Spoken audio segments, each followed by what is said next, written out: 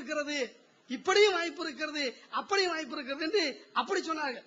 ஏதாவது ஒரு விதத்தில் வாய்ப்பு இருக்குன்னு அதை ஒத்துக்கிட்டீங்க, வாய்ப்பே இல்லைன்னு மறுக்காம, வாய்ப்பே இல்ல இதுல அப்படிலாம் சிந்திக்கவே முடியாதுன்னு சொல்லாம இந்த அளவுக்காவது ஒத்துக்கிட்டது வரைக்கும் அல்ஹம்துலில்லாஹ் சந்தோஷம்.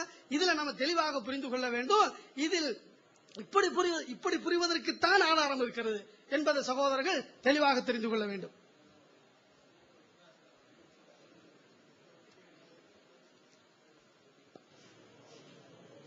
அஸ்ஸலாமு அலைக்கும் வரஹ்மத்துல்லாஹ். காஜானூர், குமரி மாவட்டம். என்னுடைய கேள்வி என்னவென்றால்,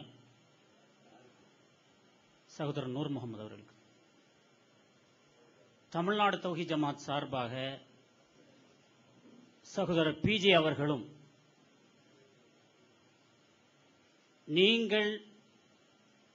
நீங்களும் வாதம் செய்து கொண்டிருக்கிறீர்கள். இந்த இடத்தில் பல சகோதரர்கள் குறிப்பிடுகிற போது இது சமூகத்தினுடைய பிரச்சனை என்று குறிப்பிட்டார்கள். உலகமே இதை உற்று பார்த்துக் கொண்டிருக்கிறது. இந்த பிரச்சனை எப்போது விஸ்வரூபம் எடுக்கிறது என்றால், பிஜே என்ற ஒரு தனிநபர் சொன்னால் இது விஸ்வரூபம் எடுக்காது. ஒரு அமைப்பின் சார்பாக அதனுடைய அறிஞர்கள் குழு இருந்து ஆய்வு செய்து நூல் வடிவிலே தங்களுடைய ஆதாரப்பூர்வ பத்திரிகையிலே வெளியிடுகிறார்கள். விஸ்வரூபம் எடுக்கிறது. அவர்கள் அப்படி தங்களுடைய ஆதாரபூர்வமான பத்திரிகையிலே வெளியிடுகிற காரணத்தினாலே தான் தனித்தனியாக பேசிக் கொண்டிருந்தவர்கள் எல்லாம் வேறொரு அமைப்பு நடத்தி கொண்டிருக்கிற ஆதாரபூர்வமான பத்திரிகையிலே வெளியிட்டு உலகமே பேசக்கூடிய அளவிற்கு கொண்டு வந்து இன்றைக்கு விவாதம் என்ற அளவிற்கு இது வந்திருக்கிறது.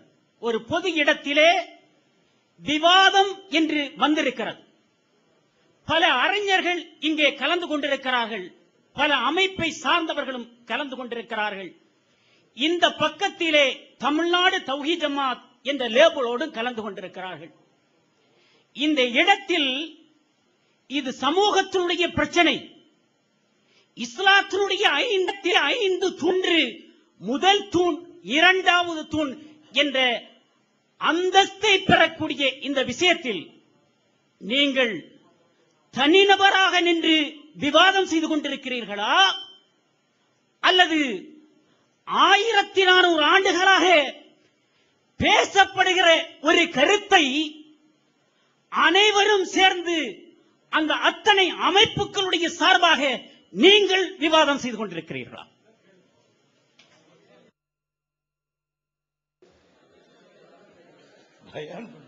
அன்புக்குரிய சகோதரர்களே, ஒரு பெரிய பயானை நிகழ்த்தி விட்டு ஒரு கேள்வி கேட்டு போறாங்க. இது ஒரு பெரிய விஷயம் இல்ல. என்னன்னா, விவாதம் ஒப்பந்தம் செய்யப்படுகின்ற அன்றைக்கே இதை முடிவு செய்துட்டோம். அது சகோதரர் பி. ஜெயலலிதா அவர்களுக்கும் தெரியும். இப்ப என்ன பிரச்சனைன்னா, நீங்க அமைப்பின் சார்பாக வந்திருக்கின்றீர்களா, தனிநபராக வந்திருக்கின்றீர்களா? இந்த பிரச்சனை அன்னைக்கே எழுந்துச்சு.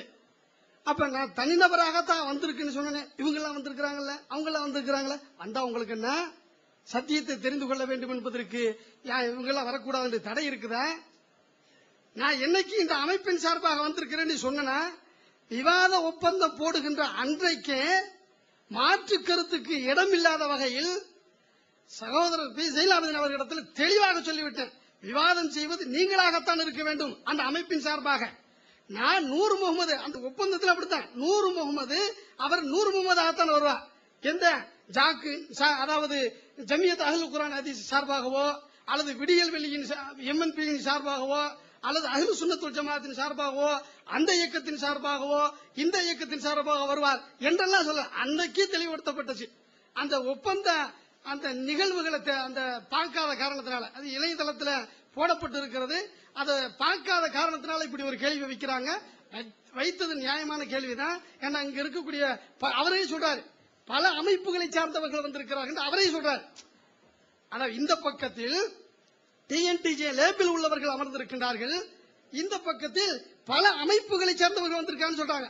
இதுவே ஒரு தெளிவான சான்று இல்லையா? நான் எந்த அமைப்பின் சார்பாக வரலன்ட்டு, எந்த அமைப்பின் சார்பாக வரலங்கிறதுக்கு இதுவே ஒரு தெளிவான சான்று இல்லையா? எந்த அமைப்பின் சார்பாக வரல, என்ன நோக்கம், அந்த நோக்கத்தை நம்ம பார்க்கணும்.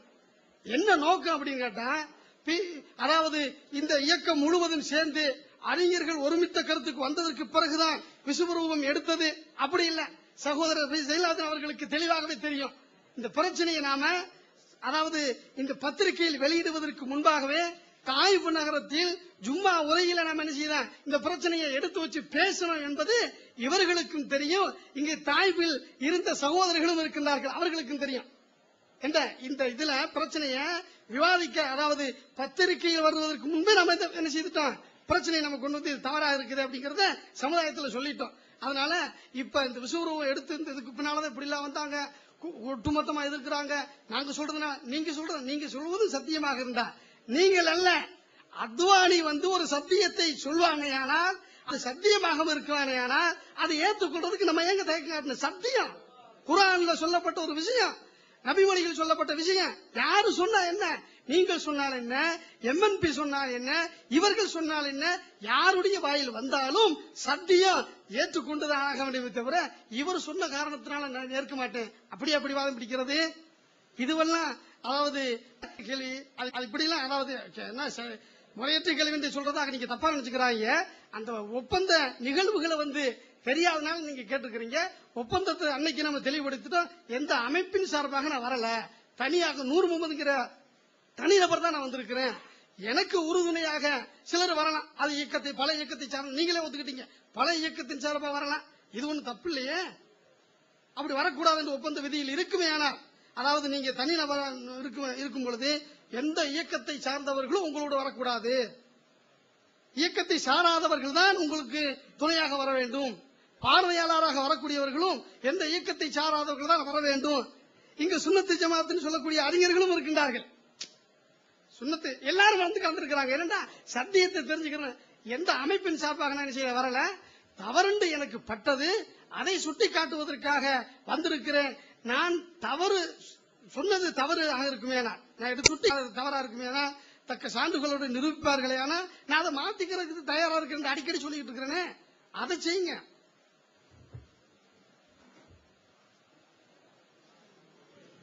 அஸ்ஸலாமு அலைக்கும் வரஹ்மத்துல்லாஹி வபரகாத்துஹு.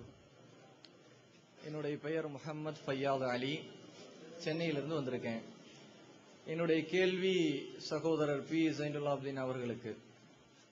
சகோதரர் அவர்கள் கொஞ்ச நேரத்துக்கு முன்னாடி நேற்று எந்த ஹதீஸை நீண்ட நேரமாக நாம் அதிகமான நேரத்தை எடுத்து விவாதம் செய்தோமோ அது சம்பந்தமான அந்த ஹதீஸில் வருட வருடம் திருப்பி ஒரு பொருளுக்கு கொடுக்க வேண்டியதற்கு ஆதாரம் இருக்கிறதா என்ற கருத்து அங்கே வருகிறதா என்ற விஷயத்தில் ஒரு பதிலை சொன்னார்கள்.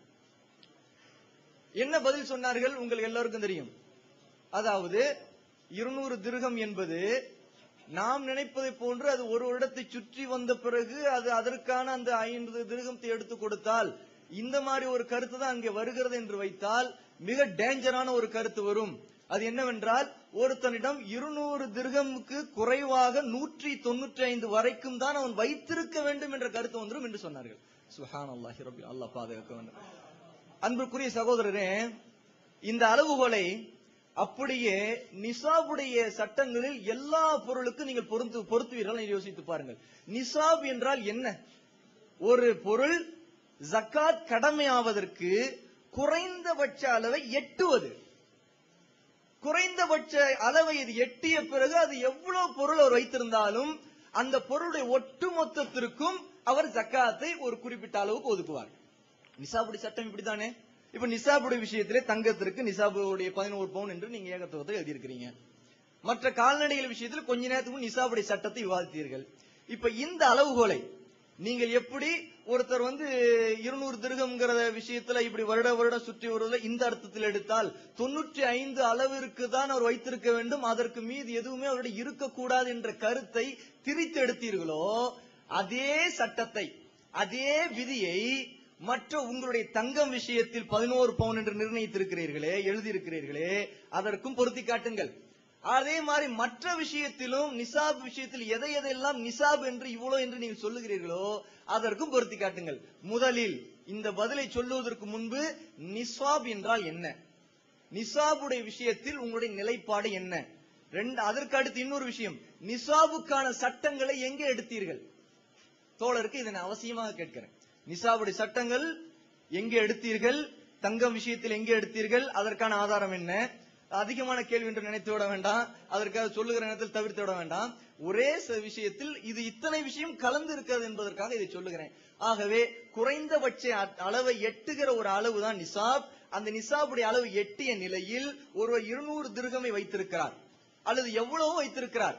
அது ஒரு வருடத்தை சுற்றி வந்த பிறகு அதற்குரிய ஜக்காத்தை அவர் கொடுக்கிறார்.